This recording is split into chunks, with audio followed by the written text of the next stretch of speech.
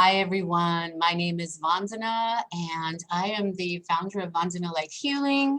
And this is the New Earth Ascension show on the New Earth One Network.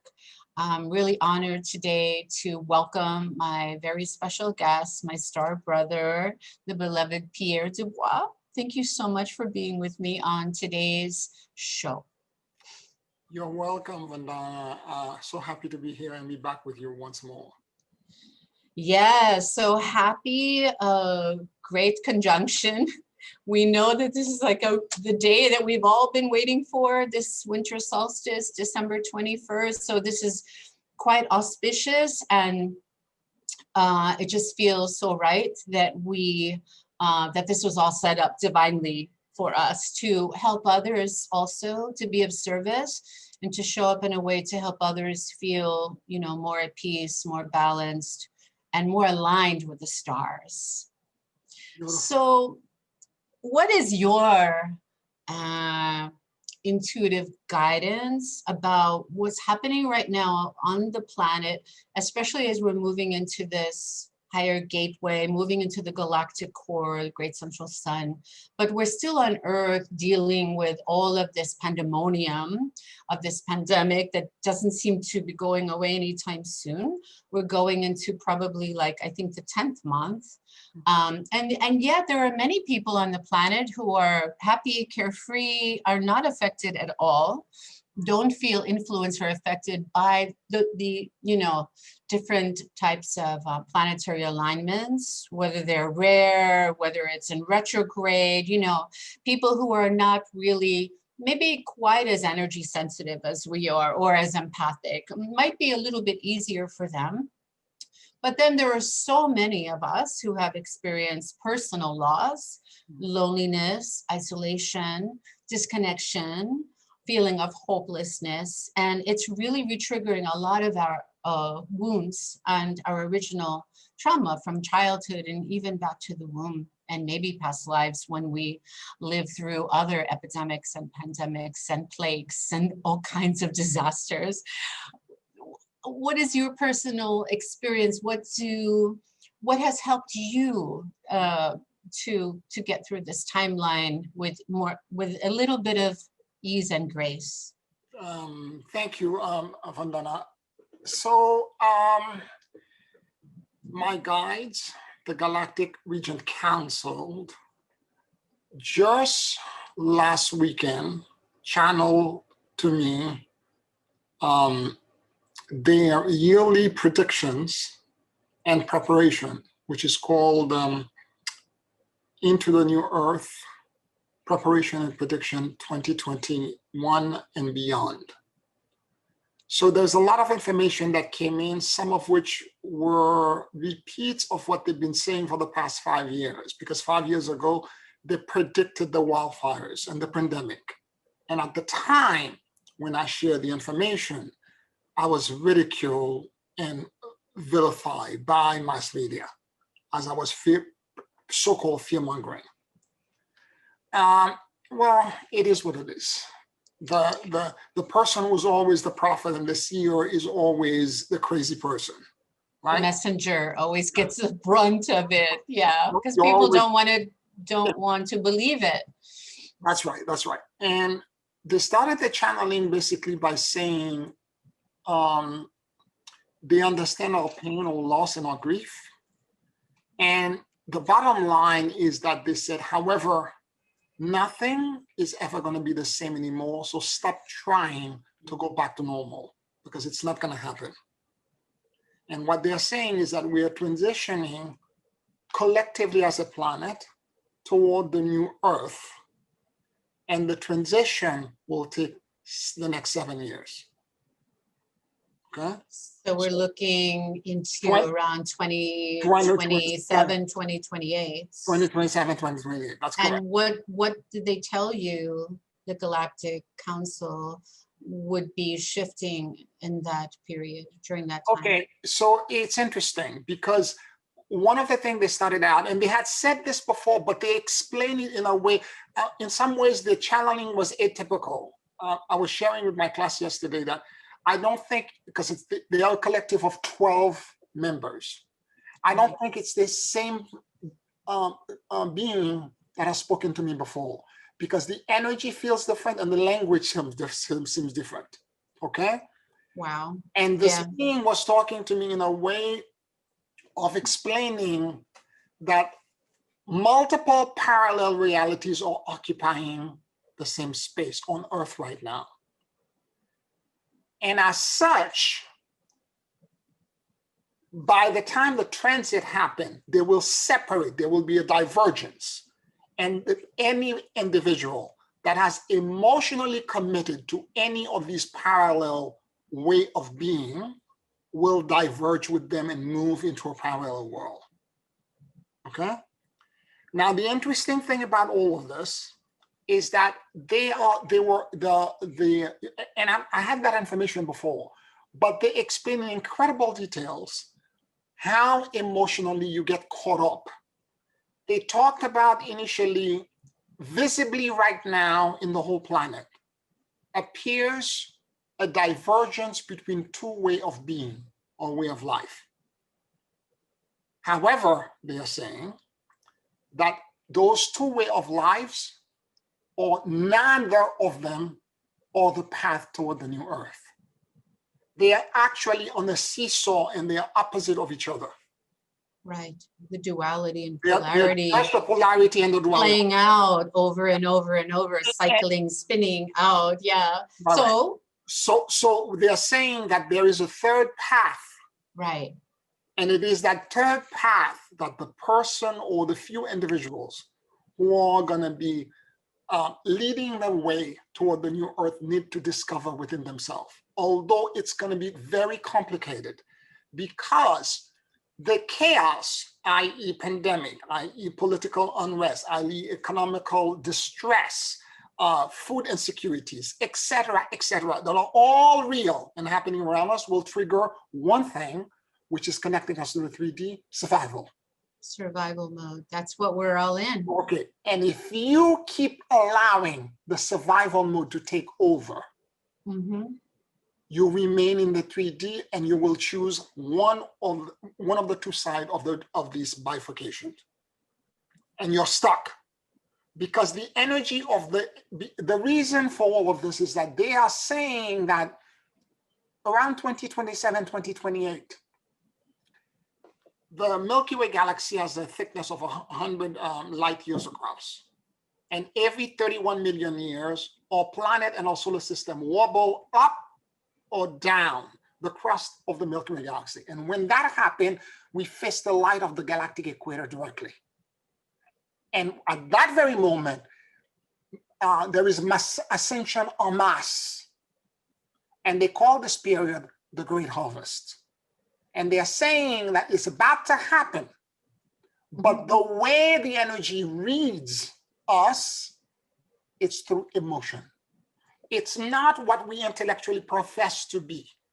As a matter of fact, at the end of the channeling, they said you could spend your entire life having worked on moving toward the ascended tomorrow and the new earth and done all this intellectual work and all of this.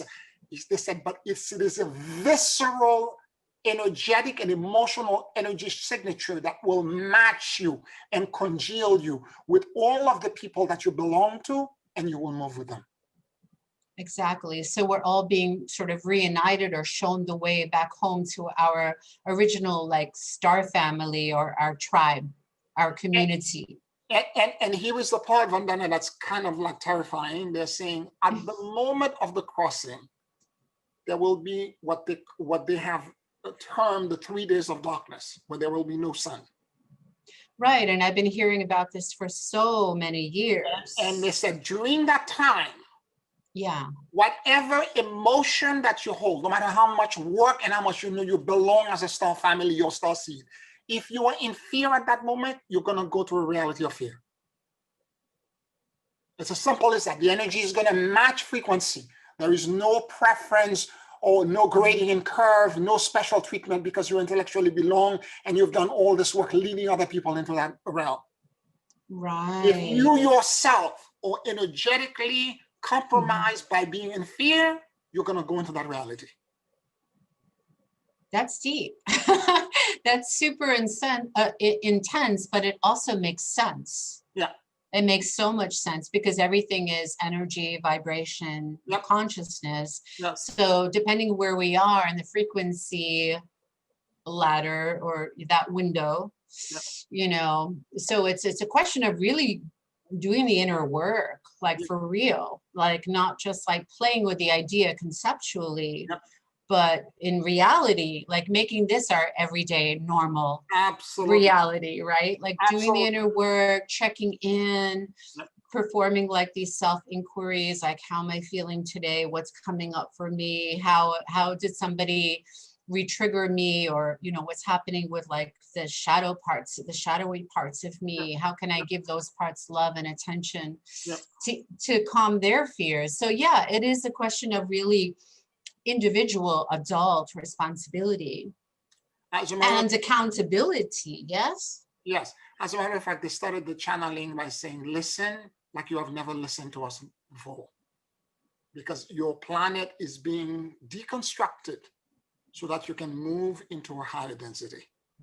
And if you don't listen to us, the journey toward that new earth is perilous and you may end up in the wrong place. So Wow. You're right about the work. You're right about, and they give us at the very end, they give strategies. Here is what you need to do to cultivate a practice. Yes, let's talk about that. Yeah. Maybe Yeah. give people a sense of hope and light at the end of the tunnel. So yeah, what can we do? So the practice is first to cultivate a different relationship to what you consider to be your creator or your higher self, your God self.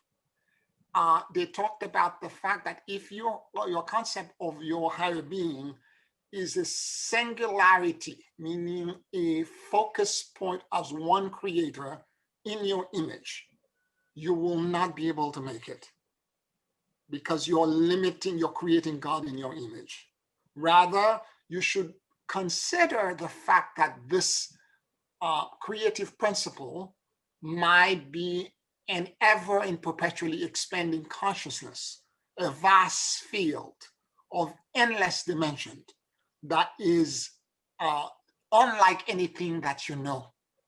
And if you can surrender and cultivate an expansion of your awareness of your divine and cultivate it on a regular daily basis, in other words, not just think of it intellectually as something and then never think about it again for the next 3 months, but on a daily basis in your prayer, let your consciousness rise to connect to what that feels like for you. And as you do this daily practice of this connection, it will continue to expand your awareness into what that means in terms of a visceral personal experience. Right. And that's really not like sort of cleansing, purging, purifying the old, like sort of emotional fears, the burdens, the baggage that we carry around, and convert them, transmute them into blessings. Yeah. And life lessons that we could finally, you know, graduate from this earth school, the old earth school, into a higher reality, higher density, like you said. Yeah. So how would you suggest, I mean, of course, we all, as energy healers and teachers, not all of us are those, but we are. How do you personally take people through this type of, you know, daily process, energy process, to help people like maybe discover some buried, old, suppressed, you know, fear or struggle or suffering, ways that they don't have to suffer anymore? You know, it may be ancestral or inherited or whatever. What do you tell your clients? What do you ask of them or your students? Yep. We are masters of self-deceit, but energy doesn't lie. So the idea is to do a query, which is to first, I call this the morphogenic listening, which is an awareness of letting your head drop in the center of your chest. Okay? And That felt good. I just did it. Can we do that? Let's just, as you're speaking, why don't we you want me to do the actual exercise? Because I can have a little fun here and go right into the practice. Okay. Yeah, I think I want people to feel, not just hear about what to do, but actually experience it directly. So I think that would be great, because when we could expand into the energies, exploring our adventurous side or possibilities, our full potential with this Jupiter energy, this wonderful, big, wide open energy, but also honor the practicality of this, sort of like grounded, kind of practical energy of Saturn. Then we can feel, I think we could align in a more balanced, harmonious, feminine and masculine yin yang energy field. So we can honor both sides of us without pushing either side away or resisting or having this inner conflict within us. So let's do that. Okay. Let's play with it. And then I will talk on the back end of this a little bit more about this yin and yang, the masculine and the feminine, because there's something very important I want to share with you. Please do. Okay. Take a very deep and slow breath.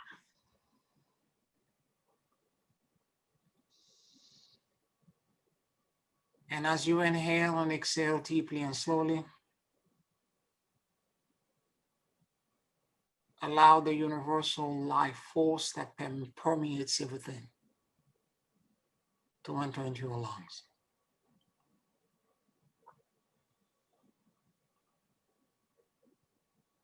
Keep breathing deeply and slowly.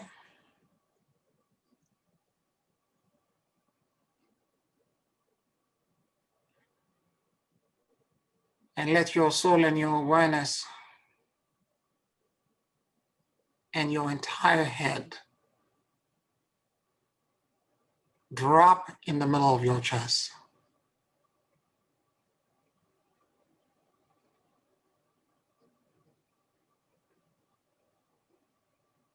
Keep breathing deeply and slowly. And allow your mind and your heart to sync with each other.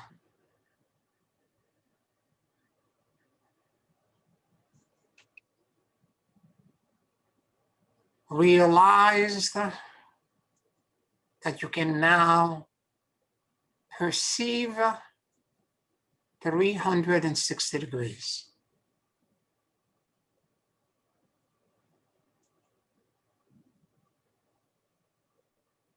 And as you continue to breathe in deeply and slowly,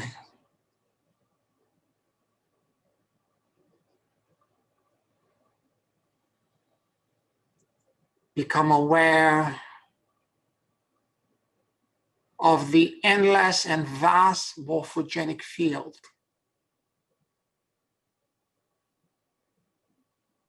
that exists in you, through you, and all around you.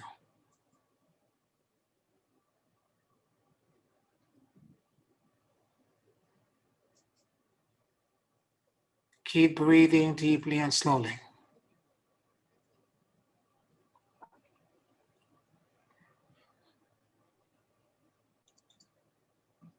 What kind of information and knowing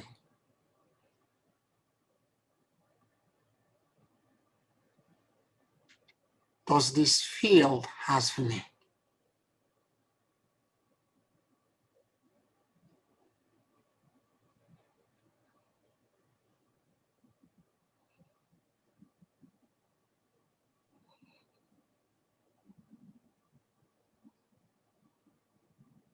Keep breathing deeply and slowly.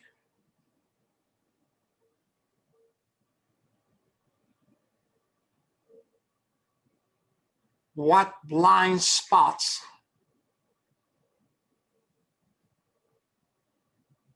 are in the way of my journey into the new earth.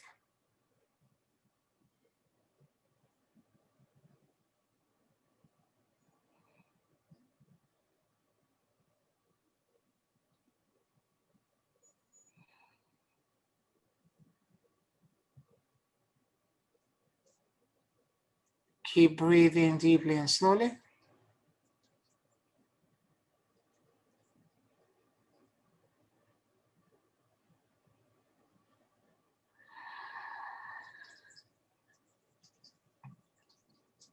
And whenever you feel ready, you can open your eyes.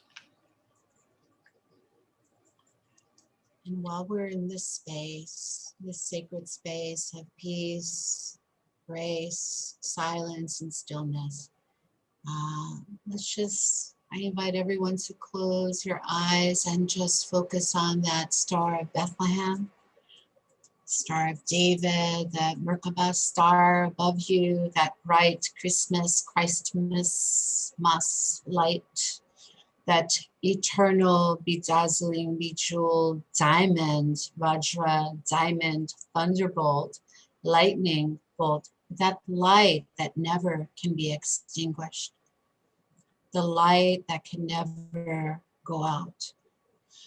And allow yourself to just open and expand and merge into this star above you, this North Star, your birth star, to be fully reunited, re-guided, redirected, protected by this beautiful starlight. And allow this starlight to expand, to grow, to open you, to soften you, to melt you with this twinkling, shimmering, pulsating, vibrating, electrifying, yet peaceful light. The steady, divine, celestial medicine.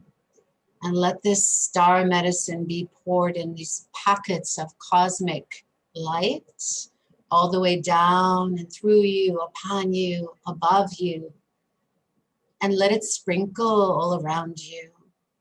And let it fall upon your head, your crown of stars, filled with rubies, rainbows, and roses. And let all these rose petals just be tossed at your feet, taking back your golden garments, your robes of royalty, majesty, taking back your power tools, your scepters, your wands, so that you can become your own best authority, your own guru, guide, guardian, goddess, priestess, your own inner doctor of light. And allow this blanket of unconditional love to wrap around you, filled with the stars from the seventh heaven, from the higher dimensions, from the galactic core, and let it radiate, travel, and move inside of you, straight down through you into your unshakable core of courage, strength, resiliency, confidence. And let it open all of your chakras, nadis, meridians, and let it just permeate and penetrate all the way down and through your tailbone, your kundalini. Let it unravel you, awaken you, enlighten you, empower and inspire you. This bright light, divine light, and let it create the magic, medicine, and miracles that you are worthy of. That is your divine birthright and spiritual inheritance. Breathe into all of this energy now, this heightened, enlightened, harmonious frequency, this energy, and let a gift bathe back and bless you. Let it serve and support you now and always on this sacred day. Breathing into the energies of both Saturn and Jupiter in the perfect cosmic divine alignment opening. And allow the stargates, the gateways to open. Stepping inside, all the way in this pillar of light, these pyramids, temples of light. And let it wrap around you, let it hold you, let it rock you, nurture you, cradle you, adore you, and let it swaddle you with this mothering, protective, nourishing, nurturing light. Let it feed you, rebirth you, resurrect you from the ashes of old realities, and let it refuel you now from this moment forward for the next 7 years. Let it usher you, we, all of us, into this age of Aquarius together. Let it brighten any dimness, darkness, delusion, defilements, despair, discouragement, disappointment, and let it give you that peace, that hope, courage and confidence to start dreaming bigger, living better, thriving in this new earth prosperity, this 5D galaxy now. And when you're ready, feeling aligned, alert, but also relaxed at the same time, feel your bodies really ground and anchor this light into a brand new reality, a third world of your own making, of your own creation and divination, inspiration, and let it really ignite your light. And grounding into this energy, this frequency, this awareness, this consciousness, easily, effortlessly, efficiently, and let this light always guide you, even in the darkest nights, the darkness where you think you can't see the light, but the light is always shining bright. And let this light move into all the openings, cracks in your heart, all the broken pieces. Let it fill you, mend you, repair your heart, break into wholeness, oneness, and unity consciousness for us all. Amen. So mote it be, so it is. Ikal, ikal, ikal. In your own time, in your own way, come back from this journey, wholly and completely. Thank you. Thank you. Ooh, that was quite a trip. Yes, for sure. Wow.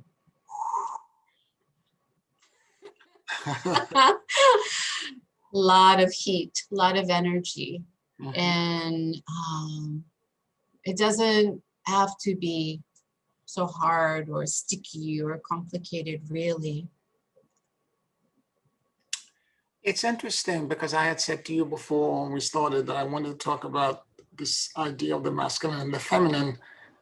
I've been doing a lot of studies and research on the Tibetan Book of the Dead.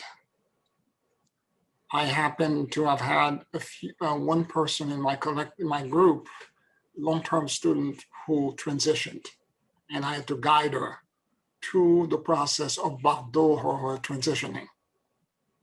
So Bardo is a time in Tibetan, it actually means a gap or the transition between two things. And of course, Bardo is not just the transition between, although people interpreting the book as being just about between life, death, and rebirth. Bardo, there's the Bardo of Ascension, there's the Bardo of dreaming, there's the Bardo of life, there's the Bardo of rebirth. There's all kinds of Bardo that actually occurs all the time, as long as you're in transition. In fact, when you're breathing, you inhale, you exhale, and then you pause and you have the retention of the breath. And then you inhale again, that's a bardo. In fact, if you're doing any deep breath work exercise, the greatest download happen in the retention. Right. They always happen in the bardo, because the book describes the first experience when someone dies as you move from life into death. It's the connection with what they call the luminosity, this great light that if a lot of people are interpreting as being God, love, and seeing angels or saints or deceased family members coming to get them. But what the book is saying very clearly, it's not the full story. That luminosity is actually you. And if you fail to recognize and identify with that luminosity, you fail the test. You're going to reincarnate. And what they're saying further is that it is that simple. It doesn't matter what your karma is and how much you think you have to push a rock uphill because you think you have sinned your entire life or past lives and whatever burden you may have. If at the moment, and it doesn't have to be during transition from life to death, but during breath, if you can meet that luminosity, and instead of you separating yourself from it and saying, this is God and this is me, and you recognize that it is you, you instantaneously become a Buddha. Because to them, recognition and liberation is instantaneous. Right, the light, this light, no matter what type of transition we're talking about, physical or spiritual, is not something outside of us. We can never be disconnected from this light, is within us, because we're all interconnected anyway. So when you don't recognize that you are the light, then you'll have to kind of reincarnate again until you learn or remember the truth of who you are. And that would be the ultimate soul liberation. I'm also a Buddhist, so I've been also playing with Tibetan Buddhism lately and really researching as well. So I'm not surprised that you have too, because we are so connected. And the interesting thing is that the transit of us into parallel reality is a bardo. It's an extended bardo. So it's to recognize at any point during the journey where the luminosity is for you, and to actually admit, identify that the luminosity is you. And the moment that happens, it's instantaneous enlightenment. All the wrinkles are gone. You're a new person.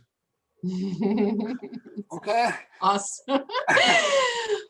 Wow, that's beautiful. That is beautiful. And the interesting thing is that in the introductory of the book, the Dalai Lama described the state as the absence of existence and self-identity. Right. And separation, which is separation from each other. The moment you all form of existence and self-identity that you have, it's about separation.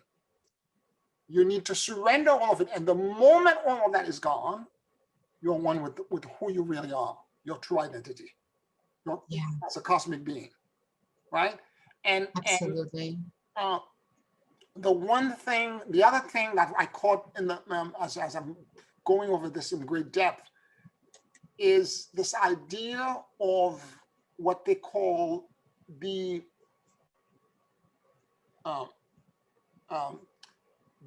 emptiness and the luminosity, that there is in the universe, the way the universe is created, the very nature and essence of being is this indivisible, the term they use exactly, indivisible emptiness and luminosity. And that the emptiness, as it appears at first, is a form of existence that's so unlike us that when we go into it, we see it as being this vast emptiness. It is the nothing that manifested everything. Right. Okay? Yeah. But that emptiness is not empty. It is actually filled with light, which is the masculine. So if the emptiness is the feminine, the masculine is the luminosity. And the way the book further described it, it says the emptiness in its essence is the luminosity.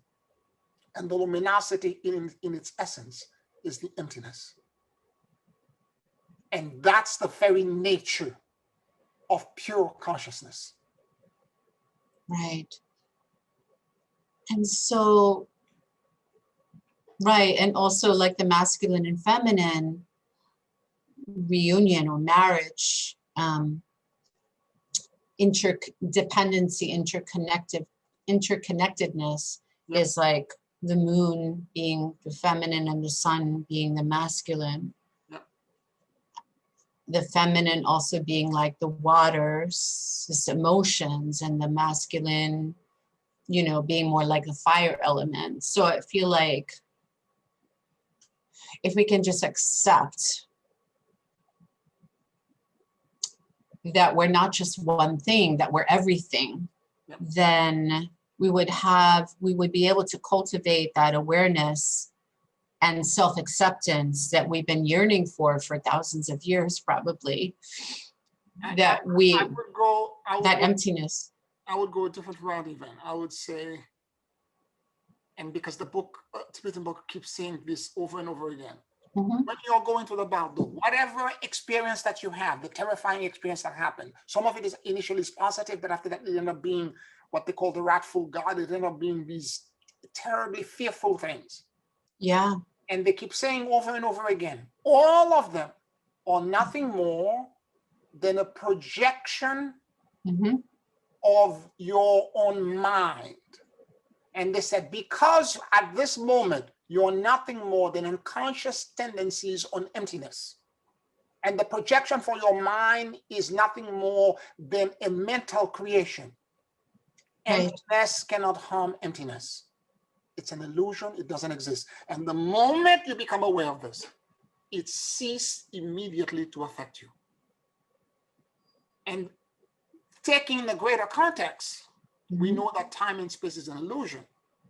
And more to the point, what they call the wrathful God experience, the wrathful deity's experience, right? Although the planet collectively is experiencing it right now and will continue to experience it for the next 7 years. And to the trailblazers and the few of us who will do the hard work to recognize in us that when we are being triggered by the fears and of survival, that we need to handle the survival by surrendering the attachments, the fears, the vulnerability and the control into this vast continence. Yes. The moment we can begin to go into that space, the emptiness and the luminosity will reach us, and the problem that we are facing, not only in 3D will we find a solution in an instant, but more to the point, the effect that it had in you emotionally and psychologically will instantaneously disappear. Yes, I totally resonate with the wisdom teachings of Tibetan Buddhism, I mean, and all of the original wisdom traditions. But my question is, yes, go ahead. Somebody who is kind of like new to all these might feel like maybe concepts instead of possibilities.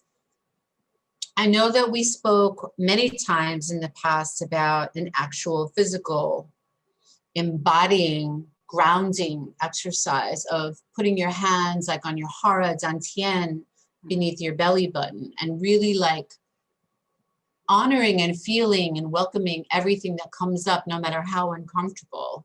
Yeah. And I feel I've definitely done this. I've experienced it. I'm not, to be quite honest, doing it every day. But when I have, and when I took my clients through this process, it's always life-changing and profound. Maybe not life-changing immediately. It could be more subtly, but maybe we can just help people to also get back into their bodies and not try to conceptually understand the deeper meaning of life. Like, so in Nichiren Buddhism, I'm like a Nichiren Buddhist, we talk about skillful means, that the Buddha can only, that only another Buddha can understand the mind of the original Buddha. And also that not everyone can, is able to understand these more esoteric concepts that maybe might be unfamiliar. Some people can, depending on your level, how like advanced, or you know, like how many lives you've had as soul. So some people might be further along the path of ascension than others, and there's no right, wrong, good or bad here. So we talk about skillful means. So I always find that, like, so the Buddha would preach to the masses, but he would talk about different levels of awakening in a way that people could understand them, that could actually shift them. So what would you say would be a simple way, maybe this exercise of just like coming back into your body, because we're so in our heads. That's why I love what you did in the beginning about dropping from your head to your heart. That feels so, like such a relief to get out of the mind, the busy brain. What would you say for somebody who's just starting out, as an example, and who's just trying to make sense of what's happening in this reality?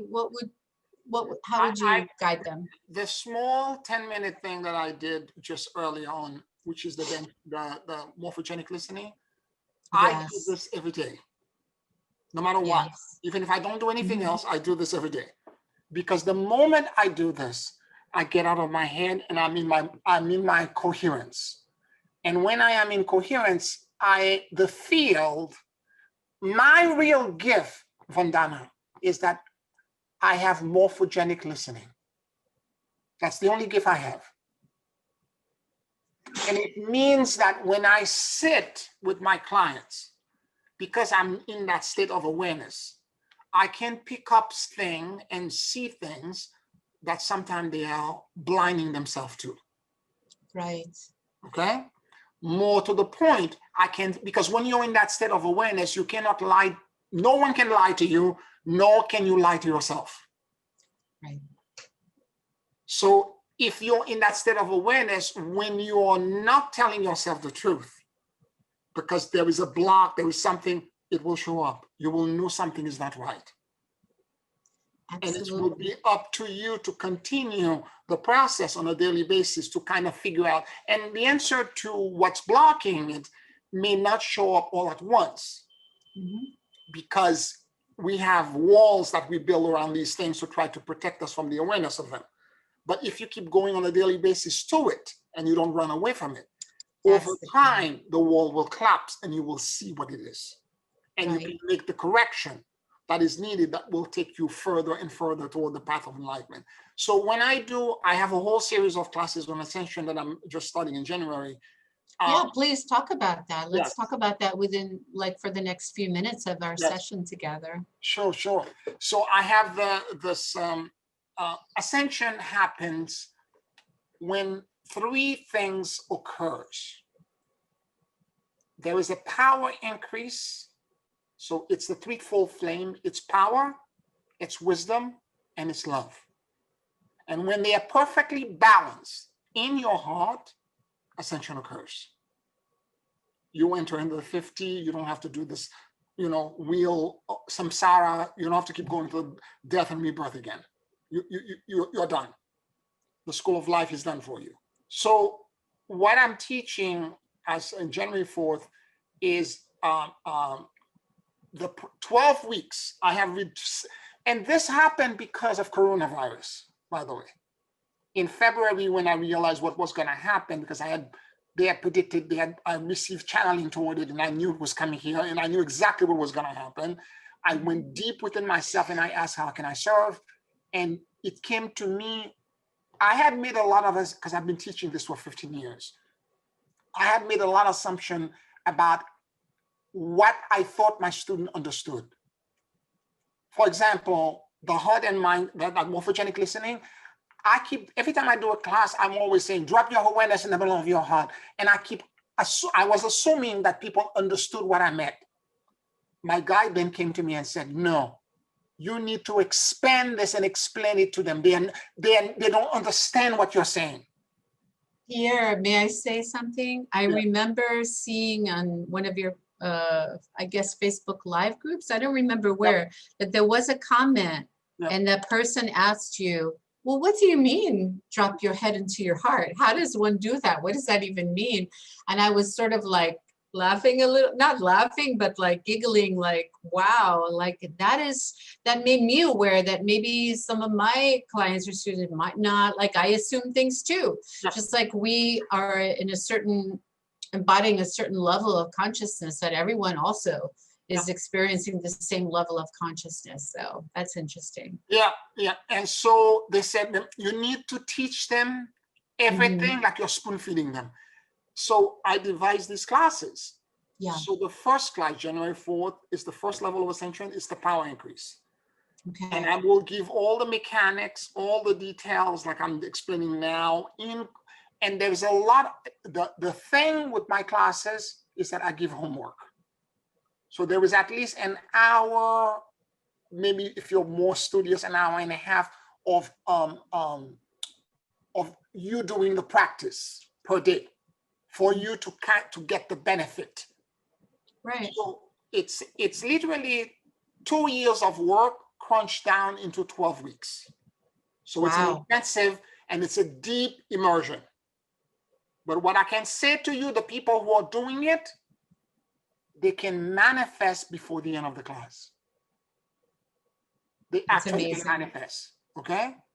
Wow, Then the people who I've already taken to so I'm doing that on Monday, starting in January. Okay. Or on Tuesday, I will be teaching the second class, which is the wisdom. It's the connection to our cosmic collective.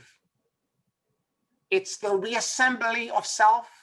It's us becoming fixed design, as in something that was broken that needs to be repaired. And pulling ourselves together. And in the process of doing this, you merge back with fragments and pieces of yourself that are everywhere, and you create a unity of consciousness that is called the monad, the Greek word meaning one. And the moment that happens, you become in touch with God. I'm having students, because I'm finishing this series now for a series of students, they are literally experiencing what it is like to be in front of God and to be God. 12 weeks. Wow. I'm speechless, which I never am. So that's cool. So is this all on your website? It's all on the website. Okay. What is your website? It's www.iammonad.com. iammonad.com. Okay. Awesome. Okay. And you were going to say, sorry, I didn't mean to cut you off. Now, the third part, which I'm going to be teaching now to the student who are ahead of everybody else, it's the expansion of your heart. Yes. And that is a part of the yoga that I call the cultivation of the virtues. It's an expansion into understanding that all of these fragments of myself that are coming in, each one of them exists in a very specific vibratory signature. And each of the signatures are actually a higher virtue. Now, I may think I know what, for example, I'm going to give you a simple example. I thought I knew what gratitude was, okay? And as I was doing this practice, this is years ago. And for about 2 months, I kept feeling something every time I got to gratitude. And I felt something big, something immense. And I'm like, I'm not sure I understand what that is. I can't comprehend it. And I usually hear a word or see something, but I felt something big, something immense. And finally, one day, I heard the word reverence. And I was like, reverence? What does gratitude have to do with reverence? I don't understand. And I waited what may have been a few seconds, but to me seems like almost an eternity. Mm-hmm. And then the next thing I heard was this sentence, and that rocked my soul. Deep and profound reverence for the gift received. Yes. I shook like I was having an orgasm. My whole back, it was with me for a week and a half. Yeah. Wow. And so reverence, yes. And guess what? That definition is not in Webster's dictionary, but it is the resonance that that part of myself is in, and that part of myself reminded me what it felt like. None of us in our current state of disempowerment can remember those virtues. They are intellectual projections. Right. This is All embodied. They're all intellectual projection. You don't know what they are. Mm. So the practice is to connect to these parts of ourselves and ask them to teach us back those virtues that they know. And every one of those virtues come in as an orgasmic kind of experience similar to the one I'm describing, where you end up having a visceral reality as to what it is, and that will change your consciousness. Yeah, I can see that, because that seems to be the core of what gratitude really means. Yeah. And I'm not surprised that it's not in Merriam-Webster's dictionary, because everything has been convoluted and distorted, and the original true meaning of these words were taken out long ago, probably hundreds of years ago. So yeah, because gratitude can feel like a bit of a slippery path for many people who maybe never were modeled or shown what the true embodied meaning, significance of gratitude, what it even means. Especially if we were not given messages that we were appreciated, or that others were grateful for our presence. You know, even members of our mother and father, our first family here on earth. So that is very, that's great. That sounds like a super powerful experience. And is there anything else that you wanted to bring or talk about as far as how people can sign up for this program? Sounds amazing. It's on the website. For the first class, if you're signing up for it, just go on the website and send me a message. I will get in touch with you. I want to have a 15 minutes conversation with you to have a discussion. Yeah. I want the expectation to be understood, because I want you to understand that this is part of the series and etc. But more to the point, I want you to understand the kind of commitment that it requires, because there's homework. Because a lot of people think it's just a question of having the upload and the connection, and don't need to do anything anymore. In order for you to experience the actual change that I'm trying to lead you into, and there's a reason for this, Meryl. And the reason for this is this. When one of the things that I got from the channeling from the Galactic Region Council, for the doorway to the new earth to show, there needs to be 144,000 beings that will stand in their spiritual rectitude and verticality as ascended beings that will think of those 144,000 as a complex combination lock of 144 numbers or frequencies. And they will be the one that will open the door, because they are the door. And the moment that happened, the rest of humanity will be able to entrain. I was entrusted with training the 144,000. So that's what this training is about. So I want to communicate that to anyone that's new, to make them understand where we're going. You may not be at that space right now, but if you're called to this, I will teach you everything you need to know. Because I can't go back to the galactic core with that knowledge. It's a waste of time. Yeah, I mean, you're right. I mean, I agree that people are looking for a quick fix, instant gratification, and are practicing a lot of what's called spiritual bypassing as a sort of like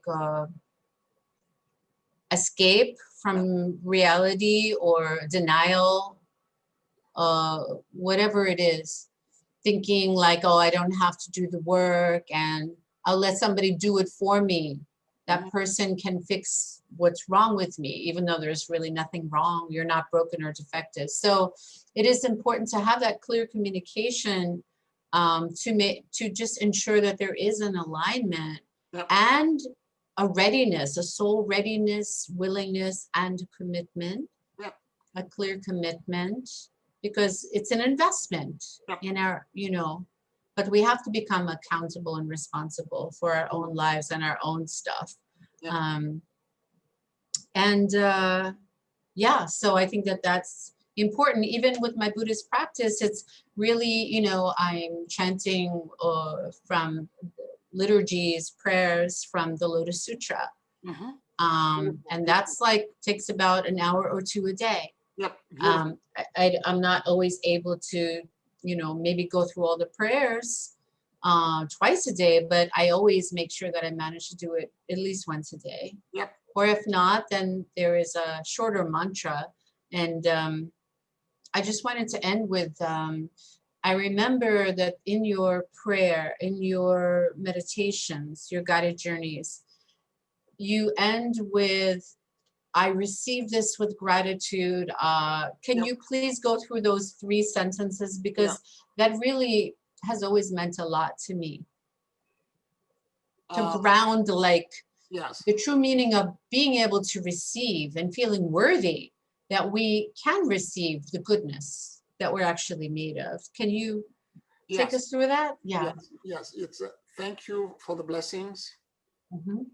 I receive the gift.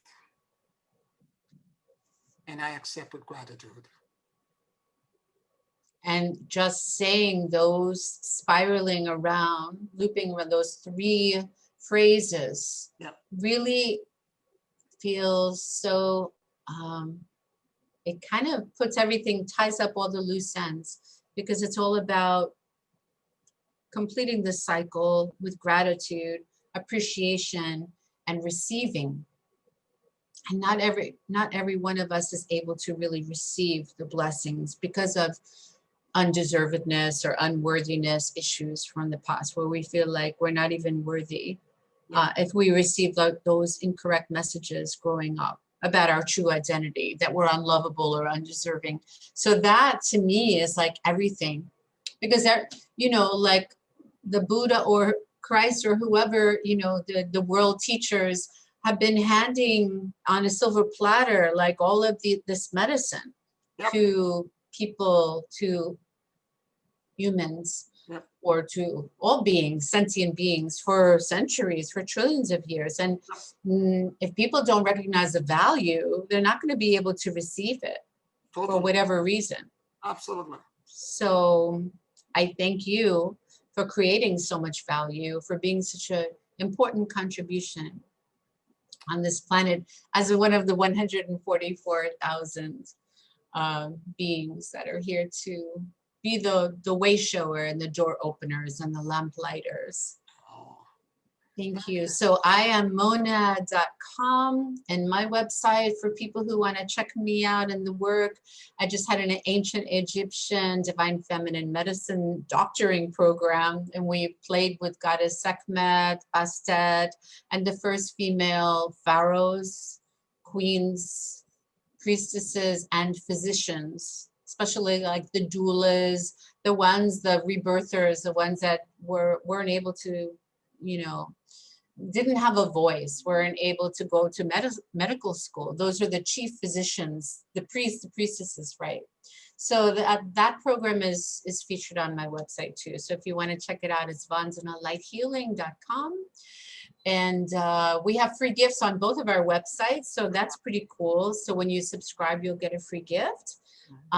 Something that would be hopefully useful and beneficial that you can incorporate and integrate into your own daily practice. So whatever self-care rituals that you practice, you can definitely benefit, I think. Definitely and doubtlessly. So thank you. Are there any last words, any pearls of wisdom that you would like to spread to the world today, especially today? Energy feels so nice.